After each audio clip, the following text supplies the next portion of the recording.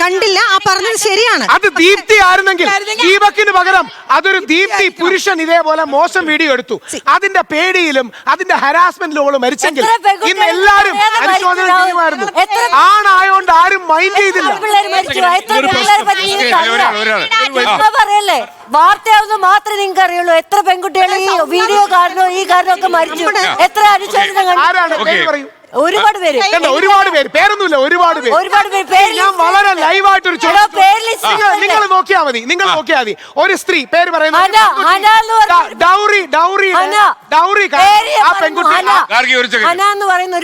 പറഞ്ഞോട്ടെ. ഡൗറി കാരണം ഒരു പെൺകുട്ടി ആത്മഹത്യ നമുക്കെല്ലാം അറിയുന്ന കേസ്. ഗവർണർ അടക്കം മുഖ്യമന്ത്രി അടക്കം വളരെ ശരിയായി ശക്തമായി അനുശോചിച്ചു. അവരുടെ വീട്ടിൽ പോയി വളരെ മഹത്തരമായ മാതൃകയാണ്.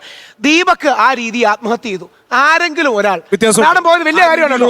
ആരെങ്കിലും ഒരാൾ മുഖ്യമന്ത്രിയോ മന്ത്രിമാരോ ആരെങ്കിലും അവിടെ പോയോ? ഇല്ലാത്ത എന്തുകൊണ്ടാണ്? കാര്യം മരിച്ചതാണ്. സ്ത്രീധന പീഡനത്തിന്റെ പേരിൽ ഉത്തരയും വിസ്മയുടെയും ഒക്കെയുള്ള മരണങ്ങൾ ഒരു കാറ്റഗറിയാണ്. ശ്രീ ദീപകിന്റെ മരണം എന്ന് പറയുന്നത് ഒരു ആരോപണം വന്നതിന്റെ പശ്ചാത്തലത്തിൽ മാത്രം ശ്രദ്ധിച്ചു കേൾക്കണം, യുവതലമുറ പ്രത്യേകിച്ചും. ഇവിടെ ഡവറി എന്ന് പറയുന്നത് പ്രോഹിബിറ്റ് ചെയ്ത ഒരു ആക്ട് ആണ്. അതനുസരിച്ചിട്ടുള്ള കിരാതമായ ഡവറി സിസ്റ്റത്തിന്റെ സ്കാപ്പ് ഗോഡ്സ് ആയിട്ടാണ് ഈ പെൺകുട്ടികൾ പിടിച്ചു നിൽക്കുന്നത്. പറയട്ടെ, അല്ല അപ്പൊ രണ്ടും രണ്ടാണ്.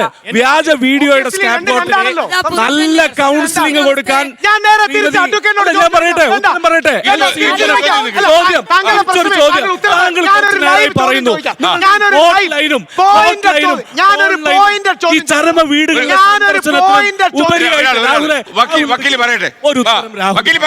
ഈ ഹോട്ട്ലൈനിൽ വിളിക്കലും ചരമ വീടുകളിലുള്ള സന്ദർശനത്തിനും അപ്പുറമായിട്ട് രാഹുലും ഈ പുരുഷ കേസരികളും എന്ത് വെൽഫെയർ ആണ് പുരുഷന്മാർക്ക് കൊടുക്കുന്നത്? 1 രൂപയുടെ ഉപകാരം ആർക്കെങ്കിലും ചെയ്തിട്ടുണ്ടോ? ഞങ്ങൾ 3,17,000 രൂപ കൊണ്ട് കൊടുത്തു. അതാണ് വ്യത്യാസം. 1 രൂപയുടെ ഉപകാരം ചെയ്തിട്ടുണ്ടോ? ഇല്ല. ഇനി തിരിച്ച് പേഴ്സണലി പറയുന്നില്ല. ഞാൻ തിരിച്ചു ചോദിക്കാം. ദീപക് ഷിംജിതയുടെ ഒരു വീഡിയോ ദീപക് ഷിംജിതയുടെ ഒരു വീഡിയോ ചിത്രീകരിച്ചു. ഷിംജിത അതിൽ മനം തൊന്ന് ആത്മഹത്യ ചെയ്തു. അടുത്ത ദിവസം ദീപക് അങ്ങനെ വീഡിയോ ചിത്രീകരിച്ച് ഷിംജിത ആത്മഹത്യ ചെയ്താൽ നമ്മുടെ മുഖ്യമന്ത്രിയും മന്ത്രിമാരും അടക്കം എല്ലാ പാർട്ടിക്കാരും അവിടെ ക്യൂ നിൽക്കുമായിരുന്നു ഷിംജിതയുടെ വീട്ടിൽ കാണാൻ. ദീപകിന്റെ പേരിൽ വെറുതെ ഒരു ഫേസ്ബുക്ക് അനുശോചനമെങ്കിലും എഴുതിയോ? ഇല്ല.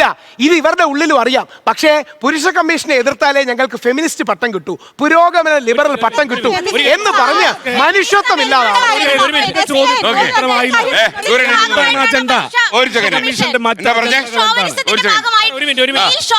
ഫീമെയിൽ ഷോവിനിസവും തെറ്റാണ്, മെയിൽ ഷോവിനിസവും തെറ്റാണ്. ഫീമെയിൽ ഷോവിനിസവും തെറ്റാണ്.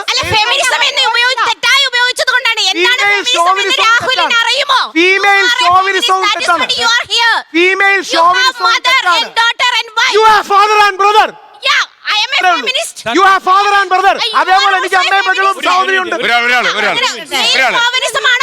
ഫീമെയിൽ ഷോവിനിസമാണോ താങ്കൾ പറയുന്നത്?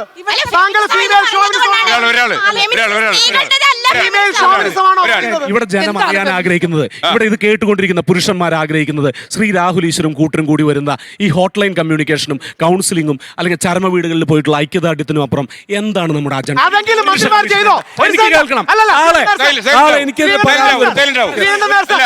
എന്താണ് നിങ്ങളുടെ അജണ്ട? എന്താണ് അജണ്ട? രാഹുൽ സപ്ലിമെന്റ് ചെയ്യുന്നു. അല്ല, പുരുഷ കമ്മീഷൻ വന്നാൽ ഈ നാട്ടിലെ പീഡനം അനുഭവിക്കുന്ന അല്ലെങ്കിൽ ബുദ്ധിമുട്ട് അനുഭവിക്കുന്ന ഹരാസ്മെന്റ് നേരിടുന്ന പുരുഷന്മാർക്കുണ്ടാകുന്ന 5 ഗുണങ്ങൾ. 10 ഗുണങ്ങൾ പറയാം. ആദ്യം ആ ചോദ്യത്തിന് ഉത്തരം പറഞ്ഞു. അദ്ദേഹം ചോദിക്കുന്നു, സാധാരണ പൗരനായ രാഹുൽ ഈശ്വറും മിഷൻ സ്പെൻസ് കമ്മീഷനും അടക്കം ഹോട്ട്ലൈൻ അല്ലാതെ അവർക്ക് സമ്പത്ത് എത്തിക്കുന്നതല്ലാതെ ഐക്യദാർഢ്യം പ്രകടിപ്പിക്കുന്നതല്ല എന്ത് ചെയ്യുന്നു? അതിന് ആദ്യ ഉത്തരം, ഇതുപോലും ഇവിടുത്തെ മന്ത്രിമാരും രാഷ്ട്രീയക്കാരും ചെയ്യുന്നില്ല. ഞങ്ങൾ അത്രയെങ്കിലും ചെയ്യുന്നുണ്ട്, ഒരു അധികാരവും ഇല്ലാഞ്ഞിട്ട്. 2, പുരുഷ കമ്മീഷൻ വന്നാൽ എന്ത് ചെയ്യും? ദീപകിന് വിളിക്കാൻ ഒരു ഇടം കാണും. നീ പേടിക്കണ്ട മോനെ, ഞാൻ നോക്കിക്കോളാന്ന് പറയാൻ നീ നാളെ എന്റെ അടുത്തേക്ക് വന്നാൽ ചോദ്യമല്ലേ. 3, ക്വാസി ജുഡീഷ്യൽ ബോഡി എന്ന് മാഡം പറഞ്ഞുകൊണ്ട് തന്നെ 2 പേരെയും വിളിച്ച് അതിന്റെ തെളിവുകൾ ചോദിക്കാനുള്ള സ്പേസ് ഉണ്ടാകും. ഈ കേസിൽ പോലും ആലോചിച്ച് നോക്കൂ, ഷിംജിത വെളിയിലിറങ്ങിൽ ആദ്യം പരാതി കൊടുത്തെങ്കിൽ ഷിംജിത അതിജീവിതയും ദീപക് വേട്ടക്കാരനും ആവുമായിരുന്നു.